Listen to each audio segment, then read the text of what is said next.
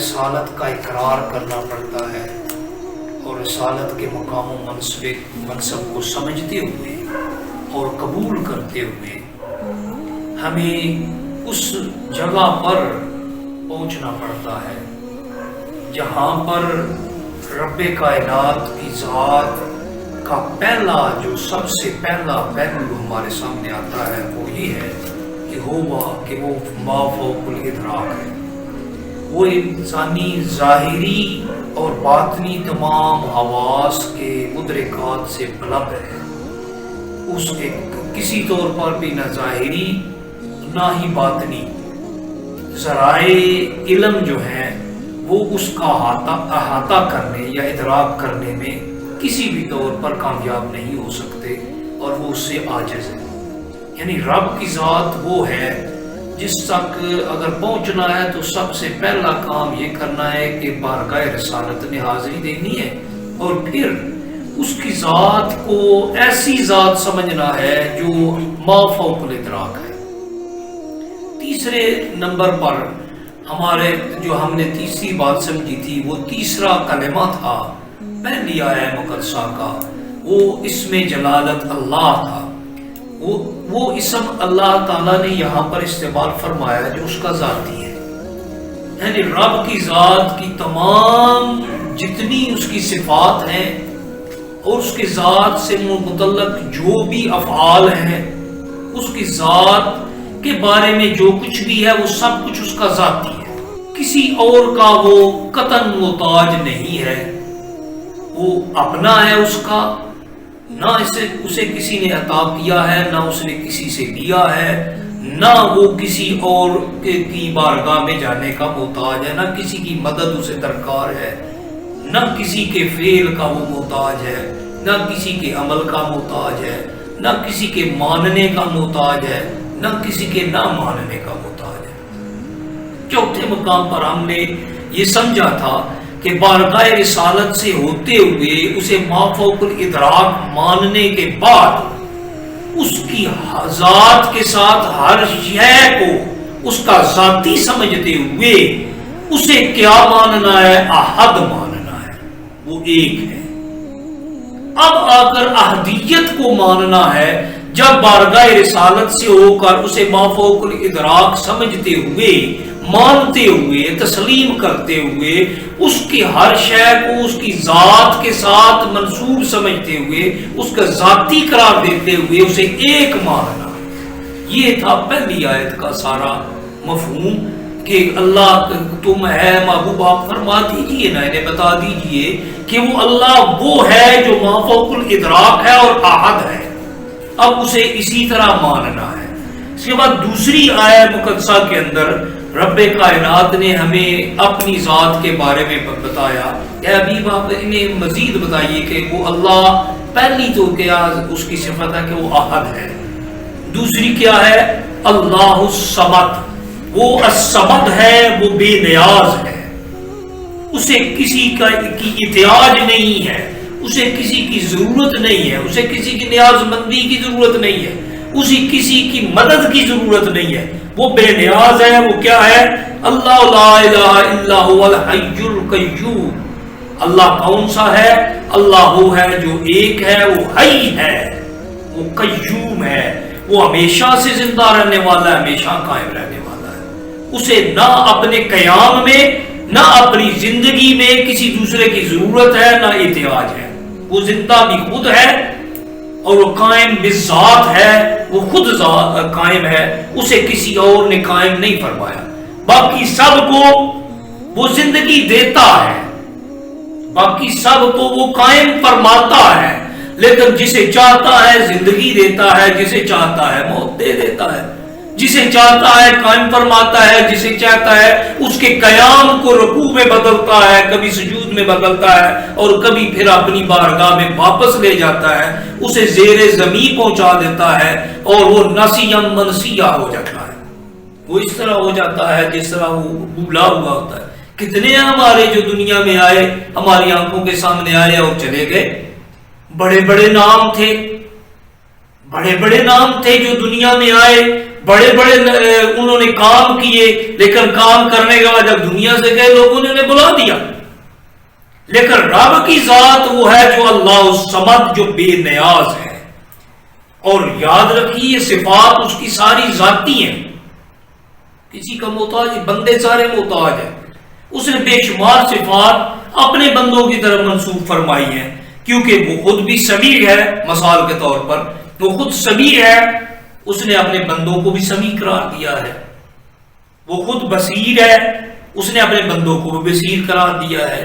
وہ خود علیم ہے، اس نے اپنے بندوں کو بھی علیم قرار دیا ہے. وہ خود رحیم ہے، اس نے اپنے بندوں کو بھی رحیم قرار دیا ہے.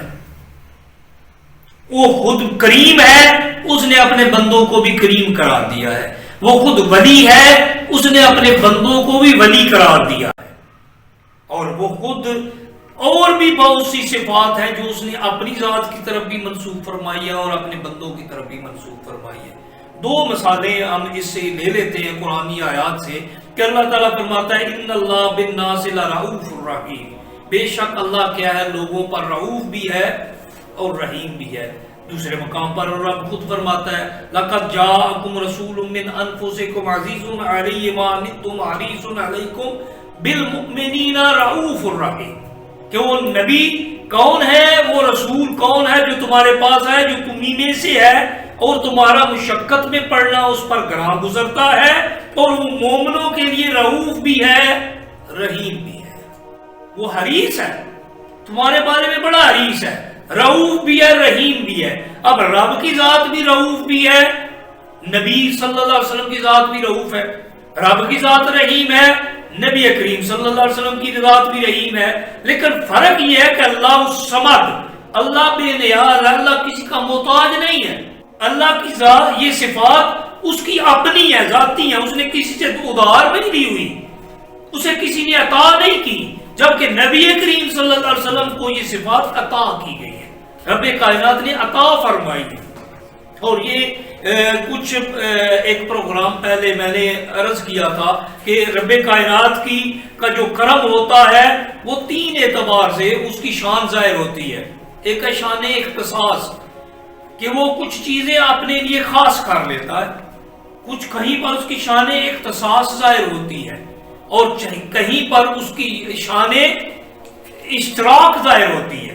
کہاں انعام اشتراک کے ذریعے وہ ظاہر کرتا ہے کہ بندوں کو اپنی صفات میں مشترک کر لیتا ہے، شامل کر لیتا ہے کہ یہ صفت میری ہے، اس میں سے کچھ میں تمہیں بھی عطا کرتا ہوں. اب عطا کرنے سے نہ تو رب کی صفات میں کوئی کمی واقع ہوتی ہے، نہ بندہ رب کا شریک ٹھہرایا جا سکتا ہے. ہاں نسبت کی جا سکتی ہے، آپ اسے کا انکار نہیں کر سکتے کیونکہ عطا رب نے فرمائی ہے.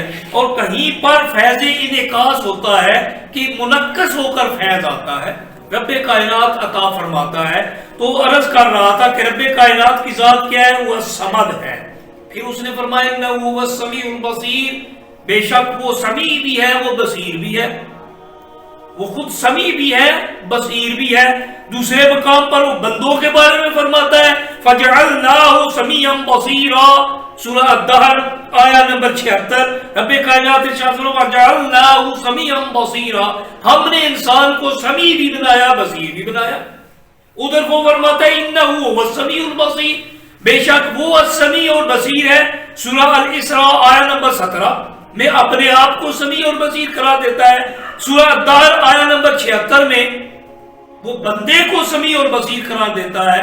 تو جہاں پر وہ خود ہے تو وہ خود قائم بالذات ہے، وہ الصمد ہے، وہ بے نیاز ہے، وہ کسی کا نیاز مند نہیں ہے. لیکن بندہ رب کا نیاز مند ہے، بندہ اس صمد کا، اس بے نیاز کا نیاز مند ہے. اس نے اسے یہ صفات عطا فرمائی ہے. پھر موسیٰ علیہ السلام کے ساتھ اس نے خود بھی کلام فرمایا اور انہیں بھی کلیم فرمایا، خود بھی اپنے آپ کو شاہد قرار دیا اور نبی کریم صلی اللہ علیہ وسلم کو بھی شہید قرار دیا، شاہد قرار دیا. خود بھی شہید ہے. اس نے رسول اللہ کی طرف بھی، انبیاء کی طرف بھی اس شہادت کی نسبت فرمائی ہے. تو جہاں پر بھی یہ نسبت فرماتا ہے وہاں پر وہ شان اشتراک، انعام اشتراک فرما رہا ہوتا ہے کہ کہ یہ میں نے تمہیں انعام کے طور پر دیا ہے کہ تجھے بھی دیتا ہوں، اپنی صفت کا پرتاؤ دیتا ہوں، یہ صفت تمہیں بھی عطا کرتا ہوں. تو عطا جب کی جاتی ہے تو موتی لاہو کے بالکل مد مقابل کبھی نہیں آ سکتا. جو عطا کرنے والا ہوتا ہے وہ ہمیشہ اعلیٰ ہوتا ہے، وہ عظیم ہوتا ہے، وہ کبھی بھی جس کو دیا جا رہا ہوتا ہے اس کے برابر نہیں ہو سکتا. اور پھر وہ ذات جو کسی کی محتاج ہے ہی نہیں، تو جب وہ محتاج ہی نہیں ہے تو بندہ جو کہ محتاج ہے، اعلیٰ سے اعلیٰ مقام جو ہوتا ہے وہ رسول کا ہوتا ہے. بندوں میں سے سب سے اعلیٰ مقام بندوں میں سے رسول کا ہوتا ہے، انبیاء کا ہوتا ہے. جب انبیاء کرام کے تاجدار خاتم النبیین صلی اللہ علیہ وسلم سمیع اور بصیر ہونے میں رب کی ذات کے ساتھ شریک نہیں ہے، جو یہ کہتا ہے وہ مشرک ہے. یہ شرک ہے کہ وہ جس طرح رب کی ذات سمیع اور بصیر ہے اسی طرح سرکار بھی سمیع اور بصیر نہیں.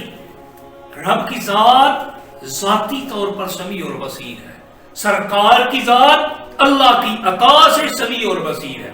تو آپ کو رب نے عطا کی ہے تو نہ عطا کرے تو کون ہے جو اسے مجبور کر سکتا ہے کہ عطا کرے؟ اور اگر وہ عطا کرے تو کون ہے جو اسے روک سکے کہ وہ نہ دے؟ آپ کے سامنے کتنی مثالیں موجود ہیں، کتنے لوگ ایسے ہیں جن پر رب کا کرم ہے، کتنے لوگ ان سے جل رہے ہوتے ہیں، حسد کا شکار ہوتے ہیں اور یہ چاہ رہے ہوتے ہیں کہ وہ اس مقام اور مرتبے پر نہ فائز ہو، لیکن رب کی ذات چاہ رہی ہوتی ہے کہ وہ فائز رہے تو وہ فائز رہتا ہے.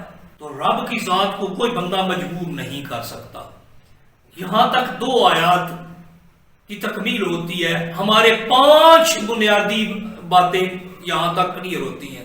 ایک کہ عقیدہ توحید وحدانیت یا احدیت کا جو تصور ہے وہ عقیدہ توحید تب بنتا ہے جب بارگاہ رسالت سے ہو کر آئے، بواسطہ رسالت آئے.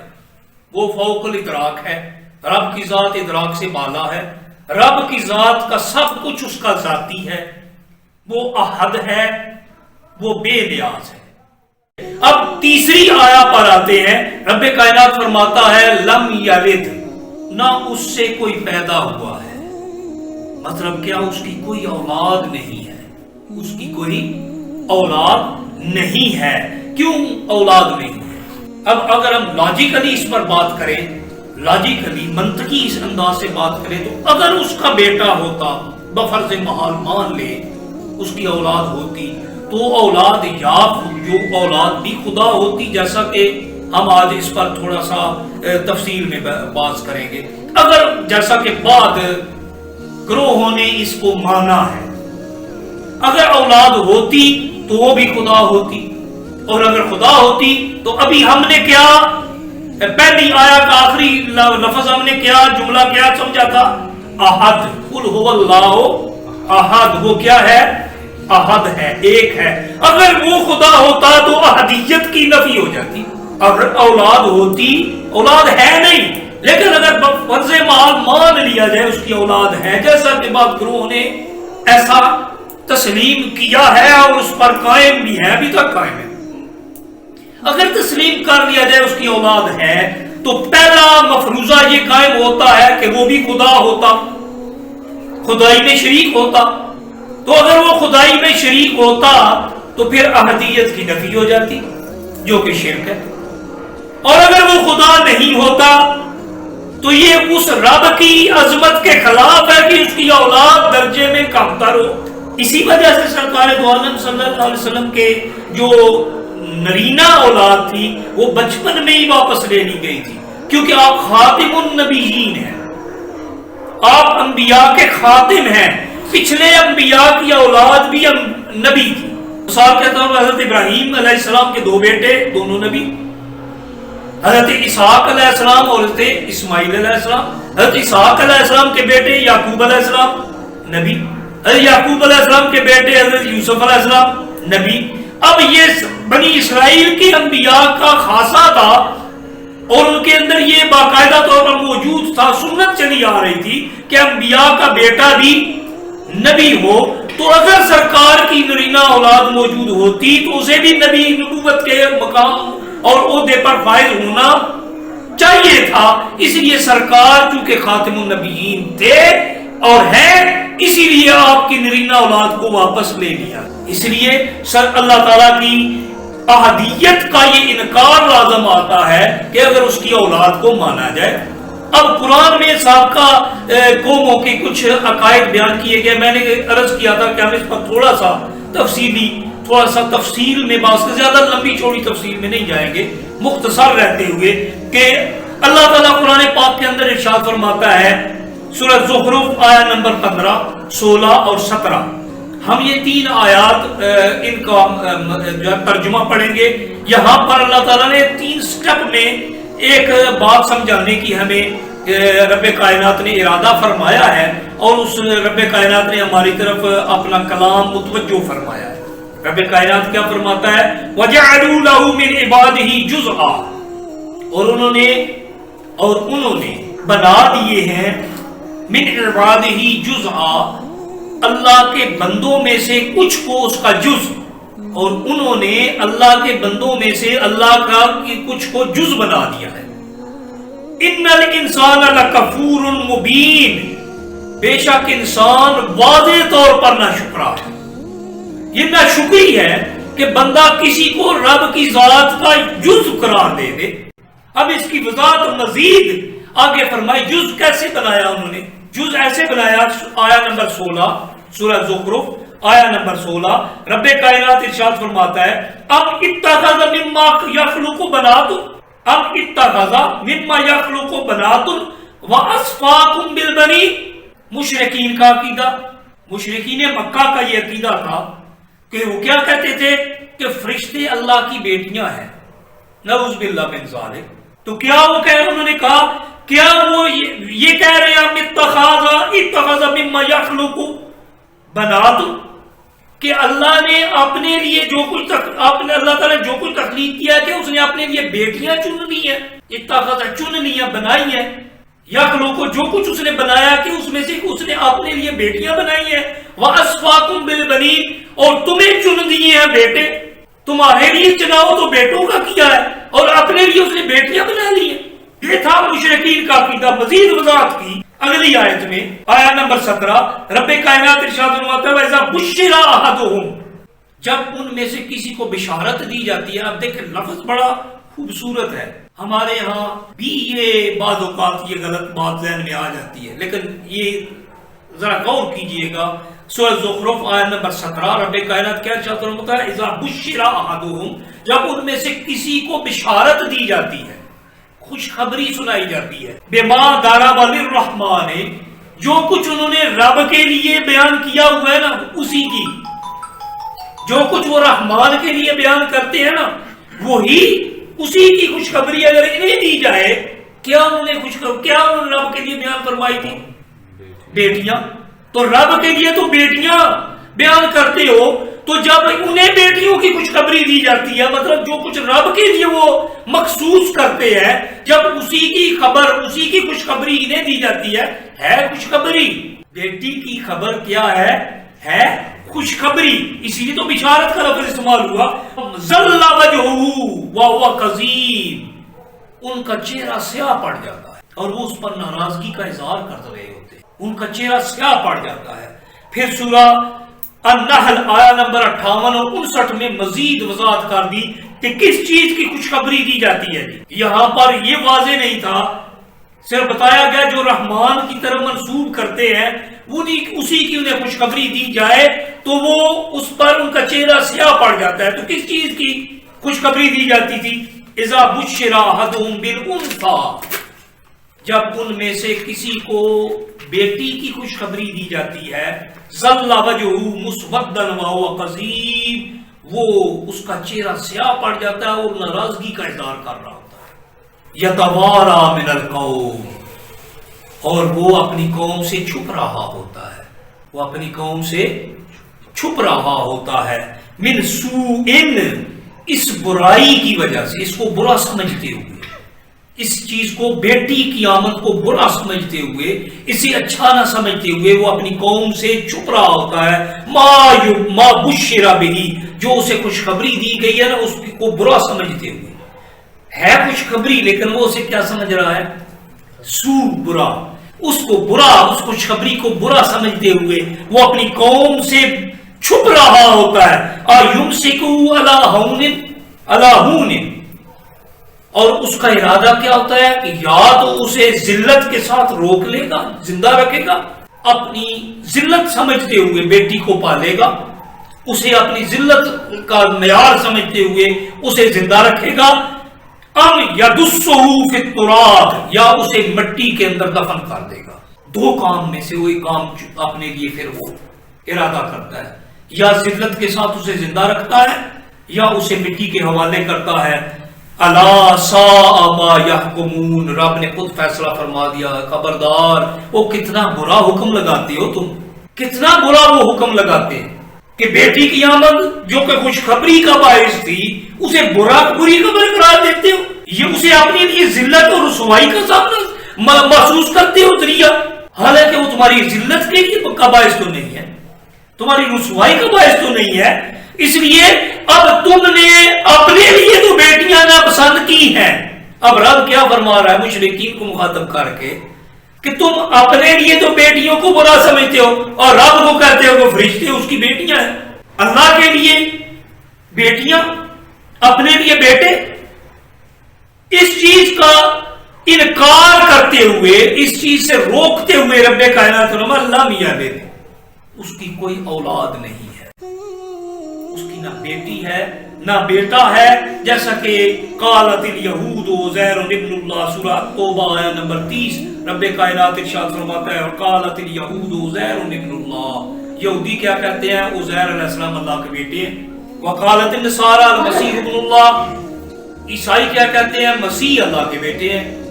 یہودیوں نے عزیر علیہ السلام کو 100 سال کے بعد زندہ ہوتے دیکھا، ان کے گدھے کو زندہ ہوتے دیکھا، ان کے کھانے کو باسی نہ ہوتے دیکھا، یہ معجزات جب دیکھے انہوں نے عزیر علیہ السلام کو اللہ کا بیٹا قرار دے دیا۔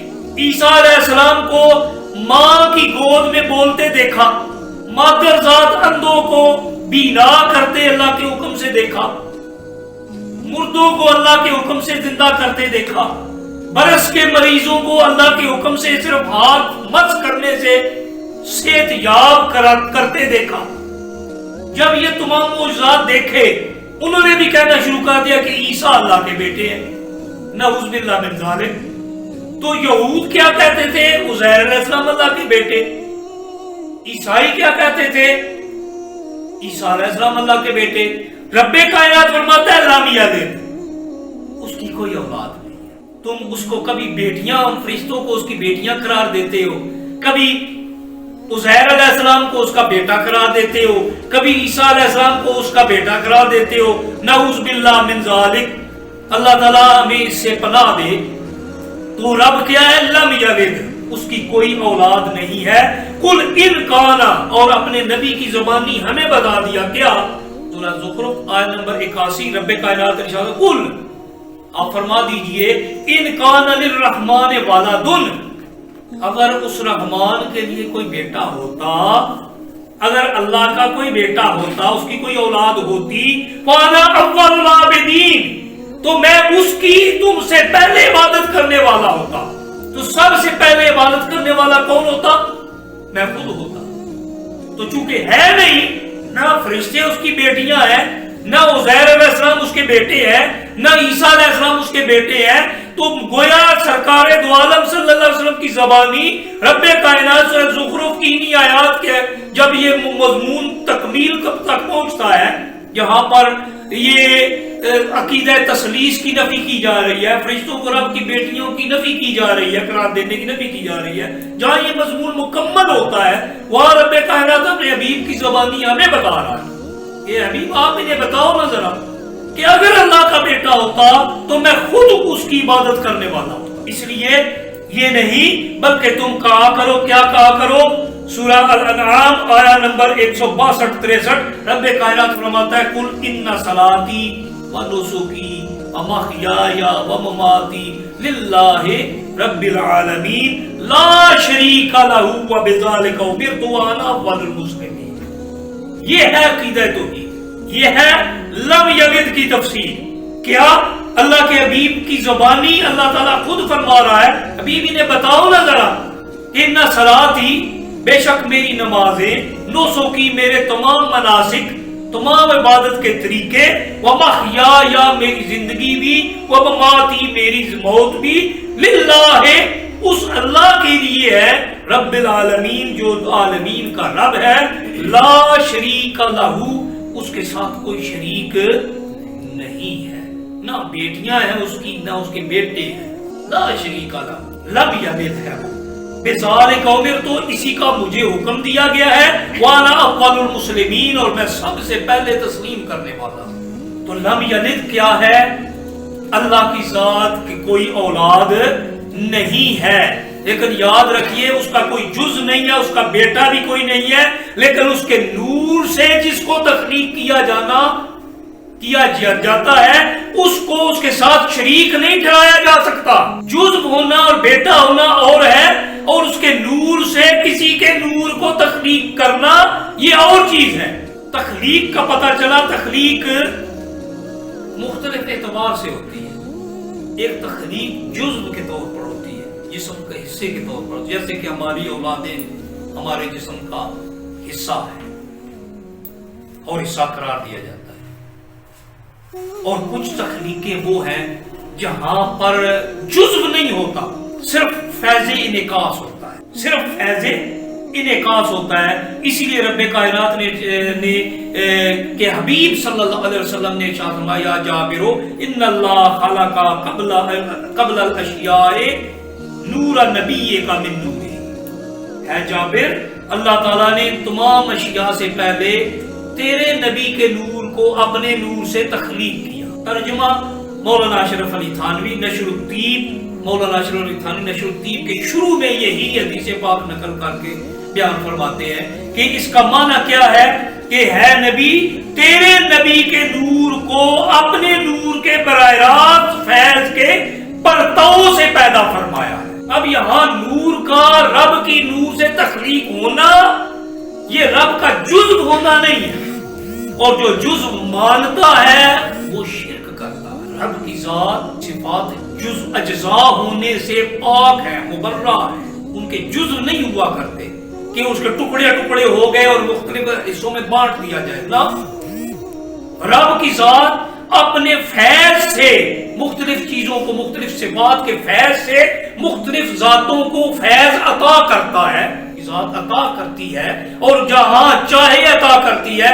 اس کا مطلب یہ نہیں کہ وہ رب کی ذات کے ساتھ شریک ہو گئے، شریک ہو ہی نہیں سکتے۔ کوئی بھی چیز رب کی ذات کے ساتھ شریک نہیں ہو سکتی، شرک نہیں کیا جا سکتا۔ لفظی طور پر پھر بات وہیں پر آ گئی کہ شرک دو اعتبار سے ہوتا ہے، لفظی اور معنوی۔ شرکت دو طرح سے ہوتی ہے، لفظی اور معنوی۔ جب تک دونوں نہ ہو تب تک شرک نہیں ہوتا۔ لفظی اشتراک تو پایا جاتا ہے، جیسے مختلف صفات اللہ تعالیٰ نے اپنی طرف بھی منسوخ کی ہیں، اپنے بندوں کی طرف بھی منسوخ کی ہیں۔ اب لفظی اشتراک تو ہے لیکن معنوی اشتراک پایا نہیں جاتا۔ اس طرح یہاں پر بھی اللہ تعالیٰ نے جو یہ فرمایا ہے کہ اللہ تعالیٰ نے حضور تاجدار کائنات کے نور کو اپنے نور سے پیدا کیا، تو مطلب اپنے نور کے فیض سے تخلیق فرمایا۔ اس کے بعد ساتواں جز جو ہوتا ہے وہ لم یولد ہے۔ ہمارا آج کا ارادہ ہے کہ ہم اس کی 8 جو حصے ہیں وہ مکمل کر لیں۔ لم یولد، اس کا پہلے ہم نے پڑھا کہ اس کی کوئی اولاد نہیں ہے، اب آ گیا لم یولد، مطلب اسے بھی کسی نے پیدا نہیں کیا، اس کے والدین نہیں ہیں، وہ کسی کا بیٹا نہیں ہے۔ پہلے میں کہا اس کی اولاد نہیں ہے، اب وہ خود کسی کی اولاد نہیں ہے، نہ وہ خود کسی کی اولاد ہے نہ اس کی کوئی اولاد ہے۔ مخلوق ساری اس کی پیدا کردہ ہے لیکن اس کی اولاد نہیں ہے۔ اس نے سب کو تخلیق کیا ہے لیکن اسے کسی نے تخلیق نہیں کیا۔ لم یولد ہے، اس لیے اسے کسی طور پر بھی، کسی اعتبار سے بھی اسے کسی بھی مقام و مرتبہ پر جا کر کسی اور کے ساتھ شامل کر دینا یہ درست بات وہ لم یولد ہے۔ حضرت عیسیٰ علیہ السلام کے معجزات اور خدا قرار دیا جانا یہ ہمارے سامنے ہے۔ اب یہ تو نہیں نا معجزات دیکھ کر اسے جس نے معجزات عطا کیے ہیں کیا جس جو عطا کرنے والا ہے وہ اور وہ جسے مریم بنت عمران نے جنا ہے وہ برابر ہو سکتے ہیں؟ کسی صورت برابر نہیں ہو سکتے، کیونکہ انہیں مریم بنت عمران نے جنا ہے، اسے کسی نے جنا نہیں ہے۔ اس لیے ہمارے ہاں ایک بہت بڑا اعتراض کیا جاتا ہے، اس کا جواب بھی دیتا چلوں کہ عید میلاد النبی منانا شرک ہے جی۔ عید میلاد النبی منانا تو شرک کی سب سے بڑا رد ہے، شرک نہیں ہے، یہ سب سے بڑا رد ہے۔ کیوں کہ رب تو لم یولد ہے، اس کی ولادت ہے ہی نہیں، تو جس کی ولادت ہوتی ہے وہ خدا نہیں ہوتا، جو خدا ہوتا ہے اس کی ولادت نہیں ہوتی۔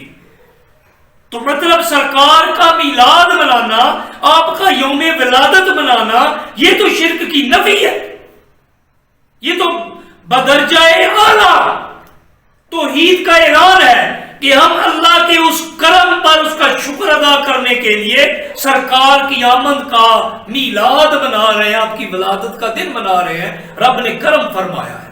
یہ تو شرک کی نفی ہوئی اور عین توحید ہوا۔ اس لیے اس کو انکار یہ منانا نہ تو شرک ہے نہ اسے شرک قرار دیا جا سکتا ہے۔ ہاں یہ کہا جا سکتا ہے یا صاحب الجمال و یا سید البشر من وجهك المنیر لقد نبر القمر لا يمكن الصلاة كما كان حقه بعد خدا بزرگ توئی قصہ مختصر، بعد خدا کے بعد جو سب سے بزرگ ہستی ہے وہ سرکار دو عالم صلی اللہ علیہ وسلم کی ذات ہے۔ اب ہمارے 7 مقامات ہم نے جہاں تک پاس کر لیے، 8واں شروع کرنے سے پہلے 7 پھر دوہرا لیتے ہیں تحدیث نعمت کے لیے یاد رکھنے کے لیے۔ بواسطہ رسالت، پہلا کہ جب بھی ماننا ہے رب کو بوسیلہ رسالت ماننا ہے، اسے اپنے ادراک سے ماورا ماننا ہے، اس کی ذات کی ہر شے اس کی ذاتی ہے یہ ماننا ہے، اسے کسی نے دی نہیں ہے۔ کسی اور کی کوئی چیز ذاتی مانیں گے تو شرک ہو جائے گا، کوئی بھی چیز کسی کی ذاتی مانیں گے تو شرک ہو جائے گا۔ اس لیے نہ آپ کی نہ میری کوئی چیز ذاتی نہیں ہے۔ جو ہم دعویٰ کر رہے ہوتے ہیں یہ میری ذاتی ہے، یہ موٹر سائیکل میری ذاتی ہے، یہ کار میرا ذاتی ہے، میرا ذاتی نہیں ہے، سب کچھ عطائی ہے، دیا ہوا ہے، میرا اور آپ کا کچھ نہیں ہے۔ زندگی کی سانسیں جب ادار ہیں تو باقی کیا رہ گیا؟ احد ہے وہ 4تھے نمبر پر۔ 5ویں نمبر پر وہ صمد ہے، وہ بے نیاز ہے۔ 6ٹھے نمبر پر وہ لم یلد ہے، وہ کسی کی اولاد نہیں ہے۔ 7ویں نمبر پر لم یولد، وہ کسی کا بیٹا بھی نہیں ہے، اس کی کوئی اولاد نہیں ہے 6ٹھے نمبر پر، اور 7ویں نمبر پر وہ کسی کی اولاد نہیں ہے، اس کی کوئی اولاد نہیں ہے اور وہ بھی کسی کی اولاد نہیں ہے۔ اور 8واں اور آخری جو پوائنٹ یہاں بیان ہوا، لم یکن لہ کفوا احد، اس کے مد مقابل کوئی ہے ہی نہیں ہے، اس جیسا کوئی ہے ہی نہیں ہے۔ اب جب اس جیسا ہے ہی کوئی نہیں تو جو اس جیسا مان لے گا وہ مشرک ہوگا، جو اس جیسا مانے گا وہ مشرک ہوگا۔ اور یہاں پر آ کر بات ختم ہو جاتی ہے کہ اس جیسا ہے ہی کوئی، لیس کمثلہ شیء، اس جیسا تو کوئی ہے ہی نہیں ہے۔ ہاں وہ دوسروں کو سب کچھ دیتا ہے، تو دیے ہوئے کو اس کے مد مقابل کھڑا کرنا یہ قطعاً درست نہیں ہوگا۔ اف کوئی نہیں ہے، اس کی کوئی ضد نہیں ہے، اس کی کوئی ند نہیں ہے، اس کا کوئی مد مقابل نہیں ہے، اس جیسا ہے ہی کوئی نہیں ہے۔ لا شریک لہ، اس کے ساتھ کوئی شریک ہے ہی نہیں ہے۔ یہاں تک آ کر ہماری جو سورہ توحید کے مضامین تھے ان کا اختتام ہوتا ہے۔ چونکہ میں نے درمیان میں وقت زیادہ دے دیا تھا، اس کی کفویت پر صرف اتنی سی بات ختم تھا، اس کے مقابل ہے ہی کوئی نہیں۔ اب اس کی وضاحت کیا کی ہے کہ اس کے مقابل ہے ہی کوئی نہیں۔ لیکن اس کا ترجمہ یہ کر دینا کہ فلاں تو شے ہی کوئی نہیں، یہ درست نہیں ہوگا. ہمارے ہاں یہ ترجمہ بھی کیا جا رہا ہے. نہیں، لم یکن لہ کفوا، اس کا اس جیسا اس کے کف کوئی نہیں ہے. یہاں یہ نہیں کیا گیا کہ فلاں نہیں ہے کوئی، اس جیسا کوئی نہیں ہے، اس کے مد مقابل کوئی نہیں ہے، اس کا کف کوئی نہیں ہے. تو اس کا کف جب کوئی نہیں ہے، جب یہ بات ختم ہو گئی یہاں پر، اب کسی کی ذات کو گٹانا یہ ہمارا کام نہیں ہے. ہمارا کام ہے رب کی عظمت کا اعلان کرنا. اس جیسا کوئی نہیں ہے، وہ بے مثال اور بے مثل ذات ہے. اب اس جیسا کسی کو ماننا یہ شرک ہوگا. ہاں یہ منع کیا جائے، یہ شرک کی نفی نہیں ہے کہ کہا جائے فلاں شے ہی کوئی نہیں، فلاں شے ہی کوئی نہیں، فلاں شے ہی کوئی نہیں.